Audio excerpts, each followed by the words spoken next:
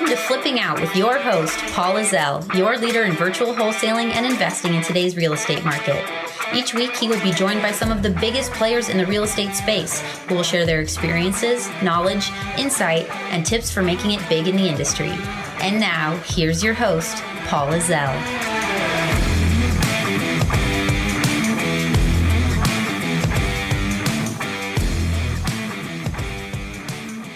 How would you like to have a full or part-time business that allows you to create a flexible work schedule around your busy lifestyle? Would you like to earn between $60,000 and $500,000 annually working from the comfort of your own home? If so, then virtual wholesaling may be the business for you.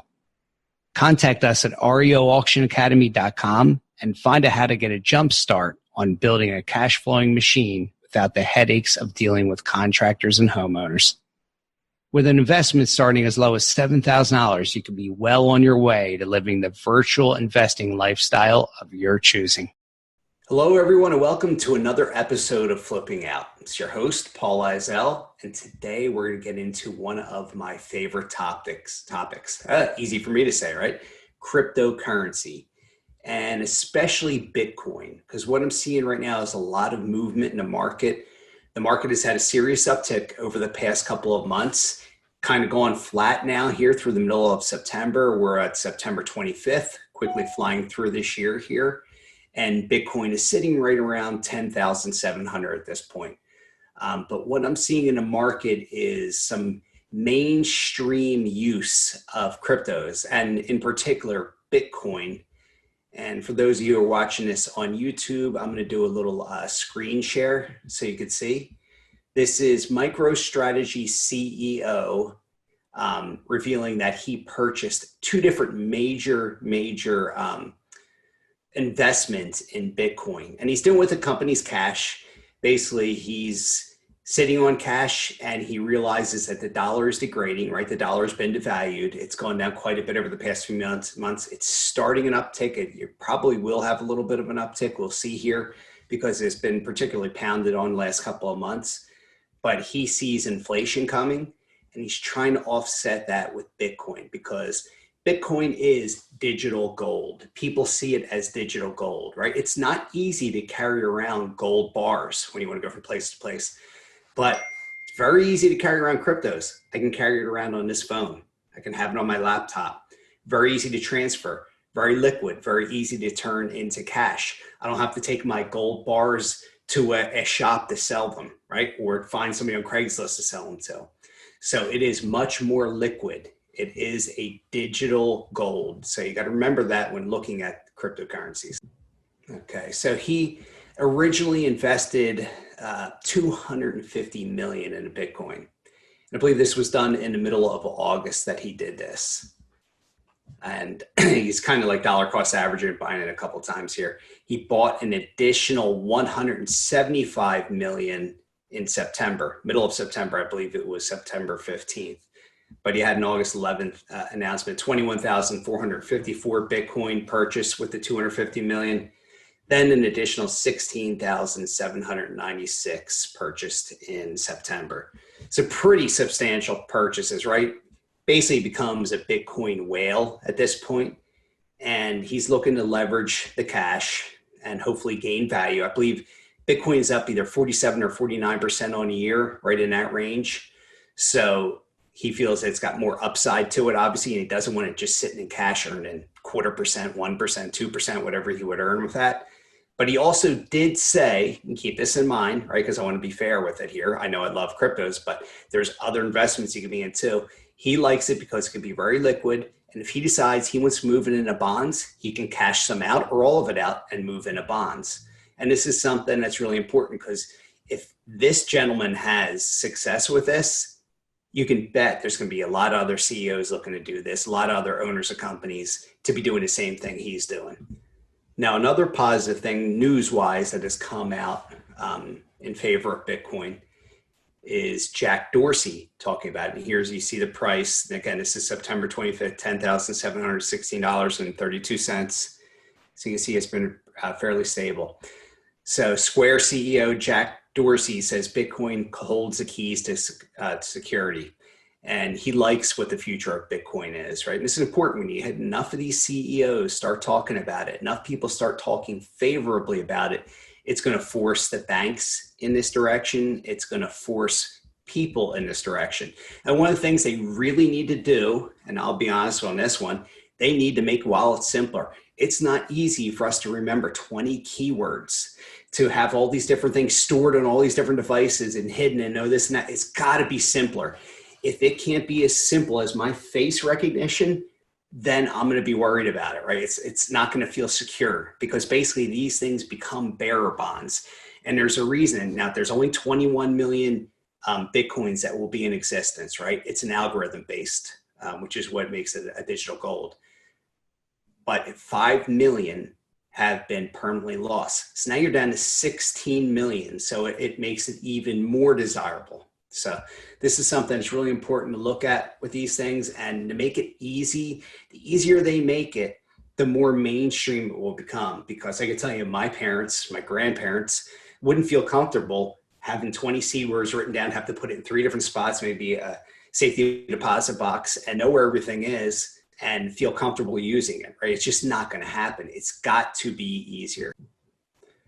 Another big positive quality to me about Bitcoin and the cryptocurrencies in general is they are decentralized. Dorsey gets into it right here, talking about the decentralization, which is great because I got my cell phone, you got your cell phone, you're trying to sell me a car, I'm going to buy it.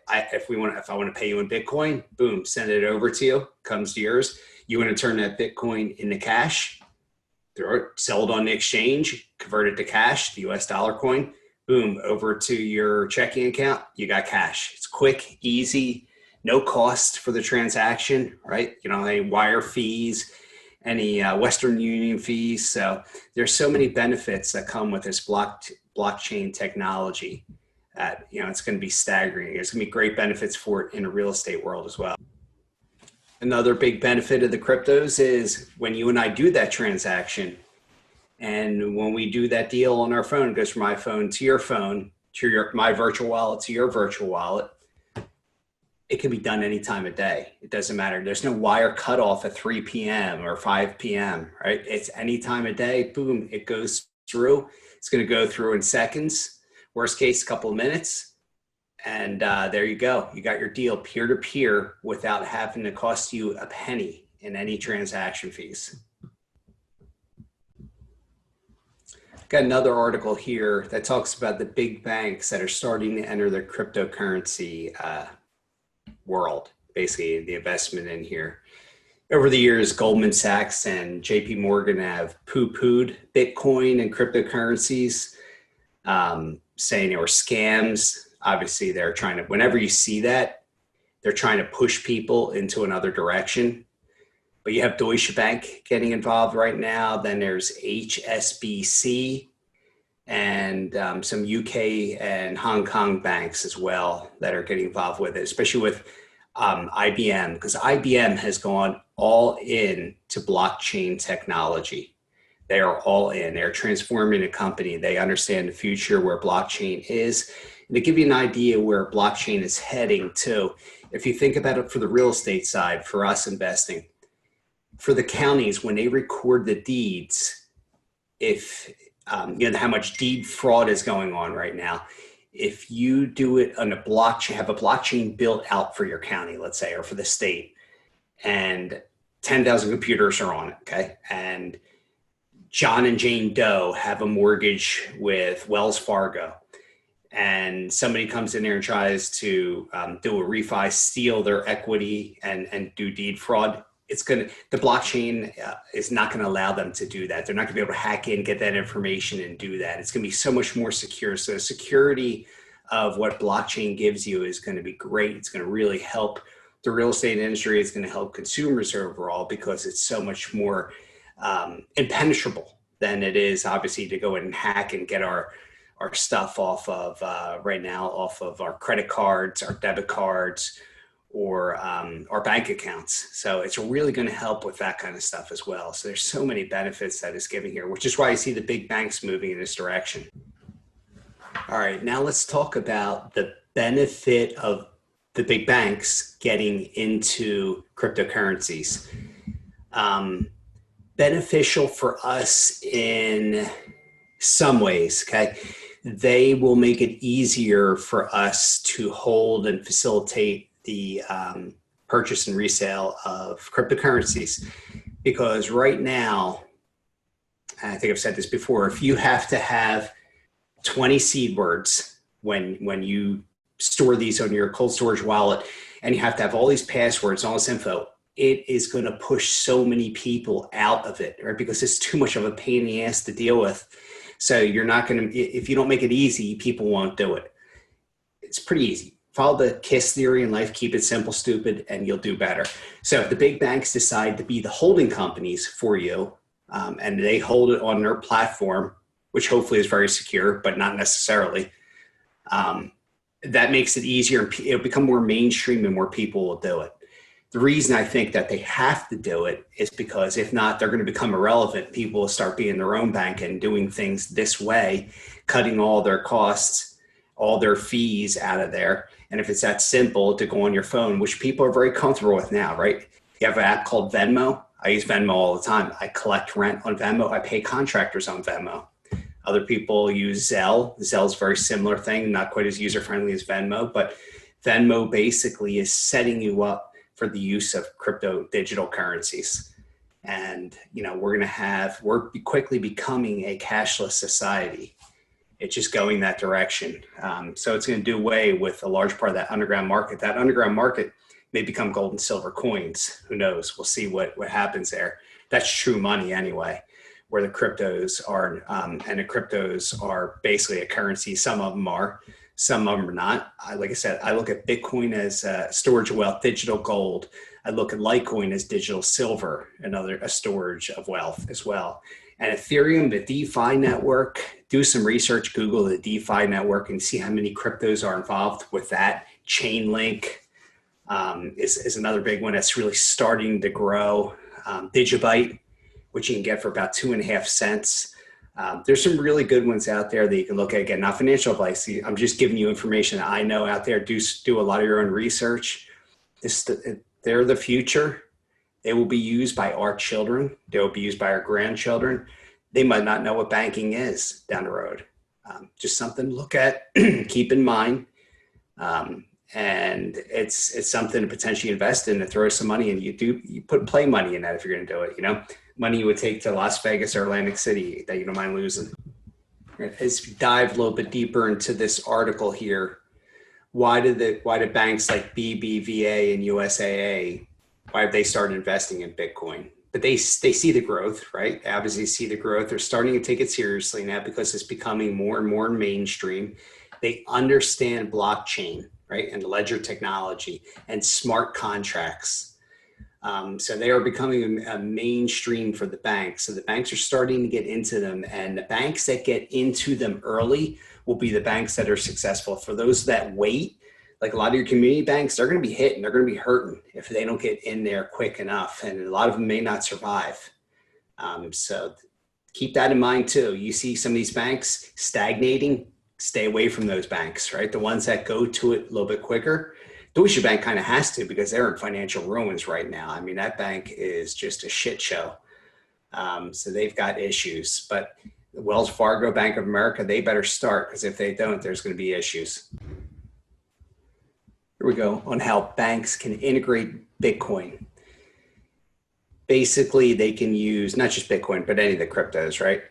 They can use this to kind of replace the ACH, replace wire transfers, which are ripe with fraud right now. And I was hit for fraud of over $27,000 this year with wire fraud. And it was an unbelievable scheme, and they did an unbelievable job. That's a whole other podcast episode I can do with that.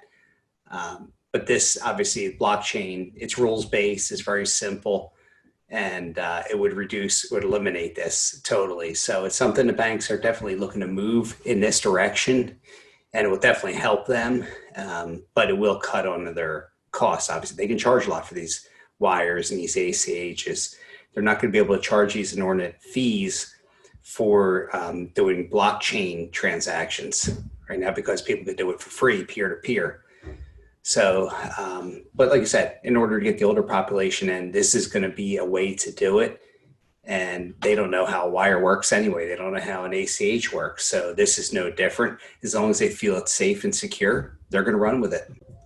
Now, one of the disadvantages of Bitcoin, well, disadvantage for some people, it's a positive for the most part, but everything is on a ledger. So there's a history on it, right? Which means it's going to be much better to use for an accounting practice, right? There's going to be a ledger which shows money going in, money going out. So it's pretty plain and simple. You can't hide it, can't change it, can't do anything because all 50 million computers have to agree on this, which is what makes this technology so powerful. It's really a pretty simple technology when you think about it. The fact that it took so long to come around is kind of amazing, but obviously it's probably something to do with our computer capability and graphics cards. But this is our future. Get used to it, learn as much as you can about blockchain technology, learn as much as you can about different wallets, cold storage wallets, which I own cold storage wallets because I want everything offline, but understand that they are much like a bearer bond, right? You lose it, you lose them, you lose the money. That's why 5 million Bitcoin have been permanently lost. Those people are probably still crying all over that.